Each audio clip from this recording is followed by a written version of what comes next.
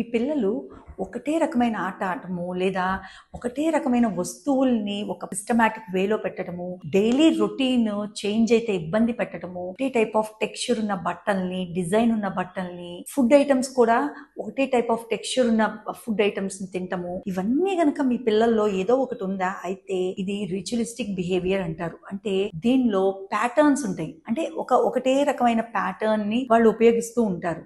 So ఈ patterns ఉన్నప్పుడు పర్లా రొటీన్ లో, డైలీ రొటీన్ లో ఒకటే రకమైన రొటీన్ ఎవరికైనా అది చాలా డిసిప్లిన్డ్ గా ఉంటుంది. కానీ అది ఒక ప్రాబ్లమాటిక్ బిహేవియర్ గా మారినప్పుడు మాత్రమే మనం దాన్ని ఏం చేయాలి అనేది తెలుసుకోవాలి. ప్రాబ్లమాటిక్ బిహేవియర్ అంటే పిల్లలు వాళ్ళు ఆడుకునేటప్పుడు సిస్టమాటిక్ లో కారుల్ని ఒకటే లైన్ లో సర్దుతా ఉంటారు. For example yellow colour car, red, తర్వాత బ్లూ. సో మనం ఒకవేళ ఆ మధ్యలో ఉన్న రెడ్ కలర్ ని గనక తీసి ఫ్రంట్ పెడితే వాళ్ళు ఒప్పుకోరు. మళ్ళీ ఆ రెడ్ ని తీసి మళ్ళీ మధ్యలో పెడతారు. సో ఈ టైప్ ఆఫ్ బిహేవియర్ ఉన్నప్పుడు మాత్రం మనం కొంచెం ఆలోచించాల్సి ఉంటుంది. లేదా బయటికి వెళ్ళినప్పుడు వాళ్ళు టాయిలెట్స్ యూజ్ చేయడానికి చాలా ఇబ్బంది పడిపోతూ ఉంటారు. ఎందుకంటే ఇంట్లో ఒకటే టాయిలెట్, ఇళ్లలో 3-4 టాయిలెట్స్ ఉన్నా సరే ఒకటే దానికి అలవాటు అయిపోతూ ఉంటారు. దాని వల్ల పేరెంట్స్ కి ఎక్కడన్నా ఫంక్షన్ కి వెళ్ళినప్పుడు, వేరే ఊళ్ళు వెళ్ళినప్పుడు చాలా ఇబ్బంది కలుగుతూ ఉంటుంది.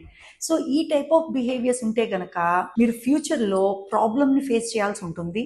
అండ్ ఐ థింక్ మీరు ఇప్పుడు కూడా ఈ ఆటిస్టిక్, డౌన్ సిండ్రోమ్ లేదా ఇంటెలెక్చువల్ డిజబిలిటీస్ పిల్లల్లో ఈ టైప్ ఆఫ్ ప్రాబ్లమ్స్ ని ఫేస్ చేస్తూ ఉండుంటారు. సో అసలు ఈ ప్యాటర్న్స్ ని ఎలా ఐడెంటిఫై చేయాలి, ఎలా బ్రేక్ డౌన్ చేయాలి, పిల్లలకి నార్మల్ రొటీన్ లో ఎప్పుడైనా ఫ్లక్చుయేషన్ వచ్చినప్పుడు దాన్ని ఎలా వాళ్ళకి అలవాటు చేయాలి అనేది మనం నెక్స్ట్ ఎపిసోడ్ లో చూద్దాం. Thank you.